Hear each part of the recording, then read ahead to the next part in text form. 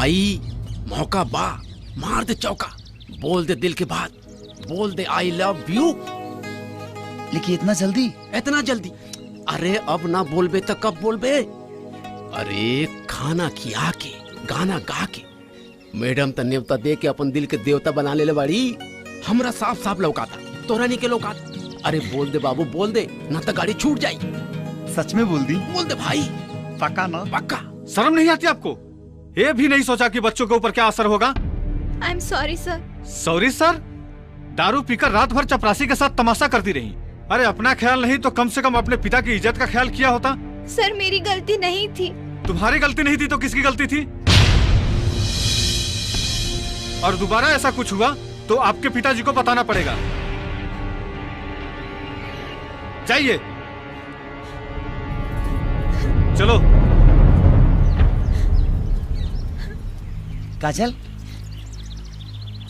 काजल,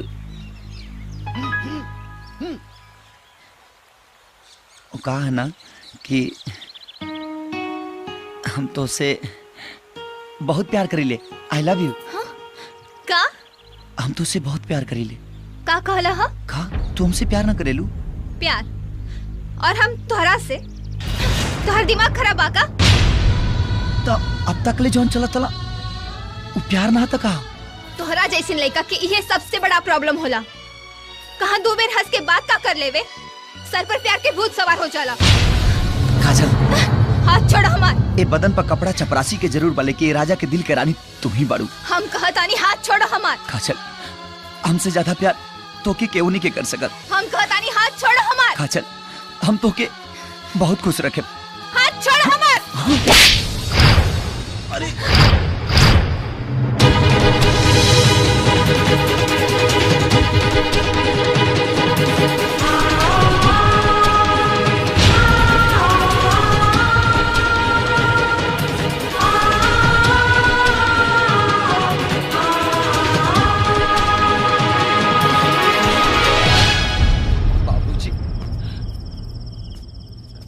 बाबूजी, बाबूजी, कुत्ता के तुम बड़े तू कितनों घी लगा के रखे तू सीधा नौक में। बाबूजी, ये तो हमर भरम रहे कि हमर बेटा सुधर गए, लेकिन तू न सुधर बे, कभी न सुधर बे। बाबूजी, बाबूजी, बाबूजी, राजा, बाबूजी, रे काबिल रे, हे राजा। बाबूजी, अच्छा सुझ सुझ, आवा आवा, सुझ सुझ सुझ सुझ सुझ, बाबूजी, सुझ, बाबूजी,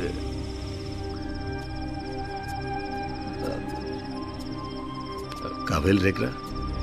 वो चचा, सीधे सीधे बताओ काबिल। चचा, राजा स्कूल में एगो मैडम जी के प्यार करत रहला। अब मैडम के पता ना का हो गई। राजा जब अपन मोहब्बत के इजहार कैलस, मैडम राजा के एक झापड़ मार देलस। ठीक बा, ये बात हमरा मालूम बा, ये राजा के ना मालूम पड़े के चाहिए। जो तू जो घर जाके सुझ जो। ठीक बा चचा।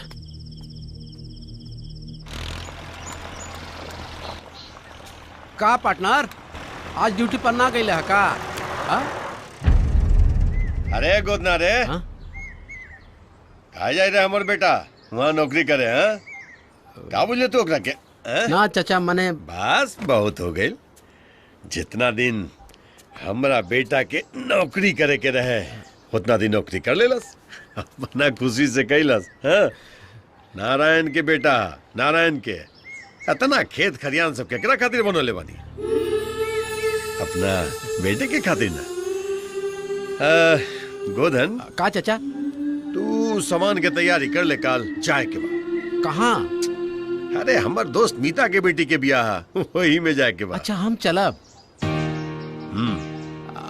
हाँ हाँ हाँ चचा, हम चलब।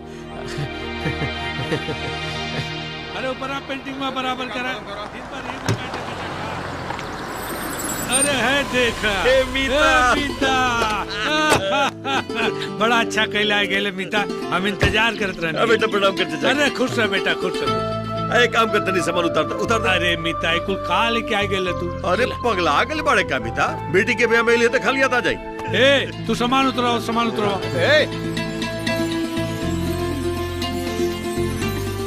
हे माई देख के आयल बा। अरे के हो? अरे लागी माई। खुश रह हमार बाबू, खुश रह। ये मीता का बेटा राजा। राजा? अरे ये तो हमरा चिन्हाते नहीं के। अरे तो कहाँ से चिन्हा? होती चुकी पर के देखले रहनी, वो भी जवान हो गइल। हाय देखे राजा के दोस्त गोदना। ये हमार बहन पुष्पा। प्रणाम जी प्रणाम। का हाल है तुम्हार? सब ठीक बा। ए बाबू तू तो अपना माई के भुलाइए कर रहला। अरे माई ऐसा कोनो बात नहीं के मीता, ये सब तो हो गई, सबसे तो मिले नहीं। हमर बिटिया जेकर बिया हो के बोलवा कहां बिया बोला तो नहीं ओकरा। ए काजल यहाँ होता।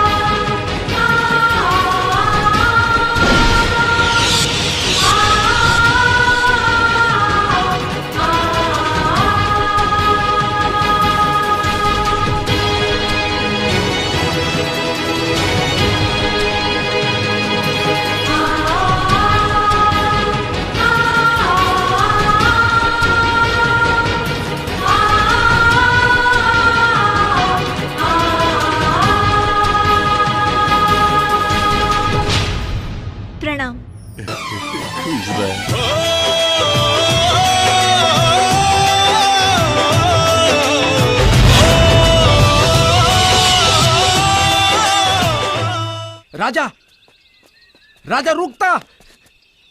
कहाँ जाता रे? घरे रामनगर। काहे? ते सब कुछ जानते हो भी रोका तारी हमके। यार यहाँ काहे आ गए? हमने की चाहते यार कि काजल के ऐसा लगे कि उनका बियाह में हम रोड़ा बना था। अगर कौनो भी तरह के तमाशा भइल तो बाबूजी की इज्जत जाए से पहले हम फसरी लगा ले। वाह पार्टनर वाह, अपना बारे में तो सोच ले तनी चाचा के बारे में तो सोच। कम से कम उनका खुशी खातिर तो रुक छो। तत्ते भी देख ले अपने महबूबा के डोली के कांधा देत ए दीवाना के।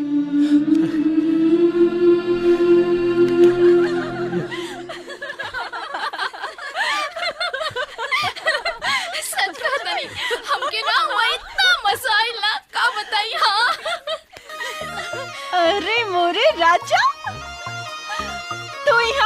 तू तो यहाँ बाहर बन के आ गई हो। बाहर ना पतझड़ कहा। अच्छा। और हमसे दूरे रहा ना तो जर जाइबू। अच्छा तो हम जेठ बैसाख के सुखल पता ही ना, सावन के असली बारिश है, लागल आग भी बुझा दे। चल ई बतावा हो, इनसे तोहर पहले से जान पहचान रहल का? अरे पल्लवी, ई उहे राजा हवन जेकर रानी बने के सपना ही पगलिया देखा दिया।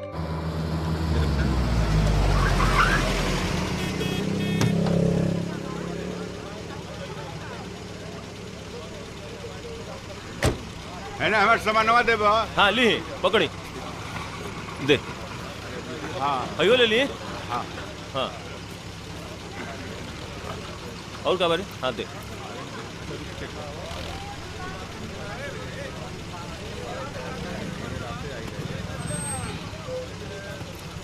लाओ। हाँ लिए। हाँ ठीक बजा। अच्छा हाँ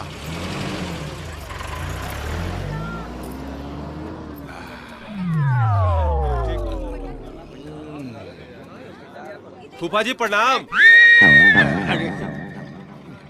फूफा जी हमरा के नईखी चिन्हत का रहुआ? हम तनी भटभटात महेंद्र बाबू भेज रहे हैं का? जी जी हाँ हाँ देखा हम चिन्ह गए नीनू। बाबू तनी है सामान के देखत रही है, ठीक बानू? हम बस 2 मिनट में लौशंका क के आ गई। बस 2 मिनट। हाँ जाई जाई। बाबू ध्यान से, जब बहुत चोर चाहे घूमे रहे सब। बस 2 मिनट। हाँ हाँ बस आ गई।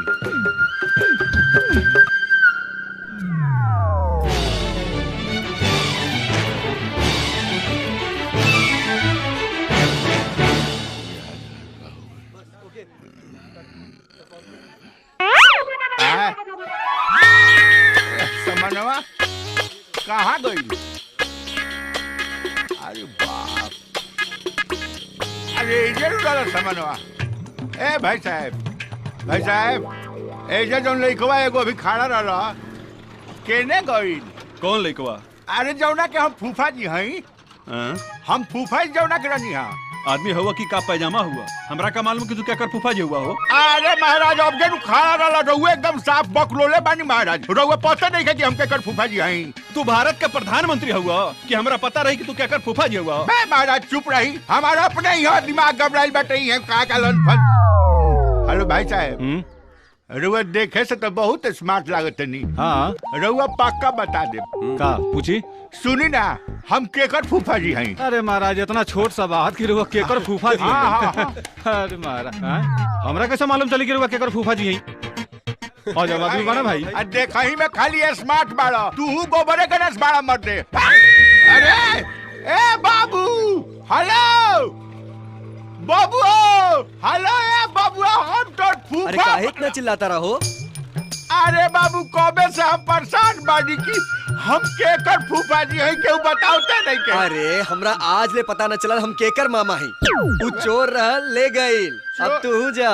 चोर रहला? तू पूर्व का बंदोबस्त करके लेके आवा, हम जाता नहीं मीता के संगे पंडित जी से मिल के आवता नहीं। ठीक बा। अरे हो देख पौना आ गईले। अरे महाराज पौना हो, प्रणाम प्रणाम। महाराज प्रणाम का जब जब गाँव में आइल बनी तब तब हमरा पाप होता आइल बाटे। जा जा जा सामान उतार लो पौना। सामान का उतारब घेवड़ा कुल ले गइले सा। जाई हो टेम्पू वाला को पैसा दे दी। अरे राजा अरे मीता तू सुधर में न कहियो। इसलिए जा बेटा जा ऑटो में लगा दे। अब कैसा ही आप बताइए। ए पहुना रहुआ तो बड़ा दिक्कत हो जाई। हमरा दिक्कत का होई? ससुरारी आइल बनी, भोजन मिलिए जाई, आ यहाँ के 2-4 सेट कपड़ा हमरा किनिए देब त हमरा दिक्कत का होई महाराज? ई मीता के बेटा राजा। अच्छा अच्छा, रउओ से बहुत दिन पर भेंट भइल बा। बहुत दिन पे पौना। अरे हाय कौन खिलाड़ी है जी? ये हमारे बेटा के दोस्त है। अच्छा हाँ, कुछ हमरा डाउटफुल लागल है, यही से पूछनी है। जाए दिए सहू चोर चुहार के माथा पर लिखल थोड़े होला। अरे पाउन सुधर जा तू। पौना तनी आराम से। दूसरा खाना देख के जे जरे लनू भगवान ऊपरो पता के ले। शुक्र काहे पड़ो तो ना? तू दे। हद हाल बा। माई ई पकड़ावा। ए दुगो रोटी आउट देबू लोग। जी पापा जी। 2 रोटी हम लोग के। हेलो, खाली खाइले गुण ना पचाऊ के पड़ेला, ऐसे कम कम खाए छोटे मोटे। ए बाबू का?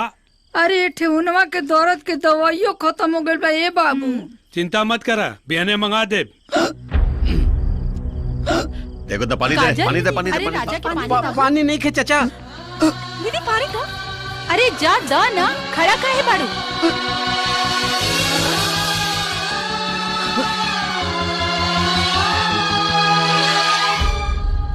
प्रिय बाबू,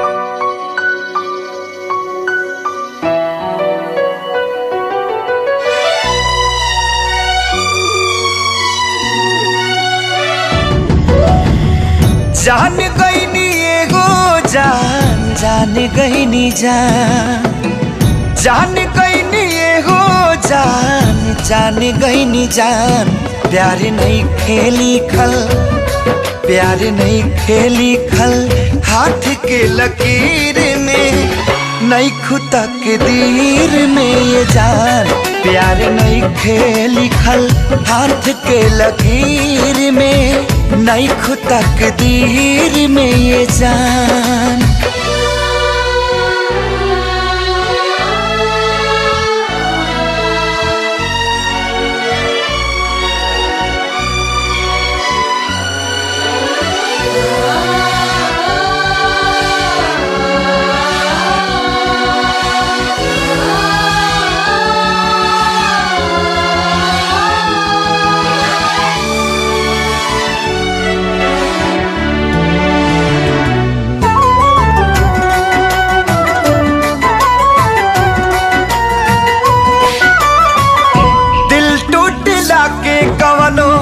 होला ना आवाज हो फिर कैसे सुनी जमाना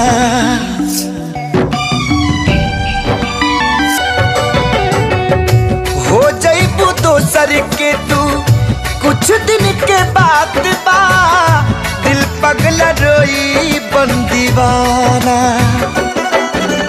सतरंगी सपना साजन के मन बस जावे लागल प्यास जिया में नया नया पा जागर सीख ले हम भी हाँ सीख ले हम भी गम में हंसे के ज्यादा अब जिए के पड़ी प्रीतिया के पीर में नहीं खुदा के दीर में जान प्यार नहीं खेली खल हाथ के लकीर में नहीं खुदा के दीर में जान।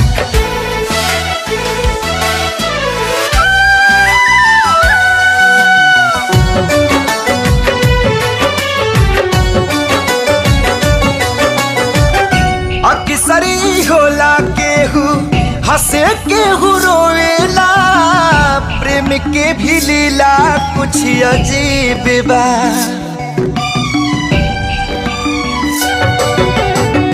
बेवफा भी कह दी कैसे मासूम यार के दगाबाजी अपन ही नसीब बा बन के दुल्हनिया जइबो जहिया सैया जी के गाँव में रखिया अपना राजा जी के तू झुलनी के छाँव में खुश रहा तू हरदम हाँ खुश रहा तू हरदम दिल से है बादुआ सांस बन के बसल बाड़ू तू शरीर में नहीं खुदा के दीर में जान प्यार नहीं के लिखल हाथ के लकीर में नहीं खुदा के दीर में जान।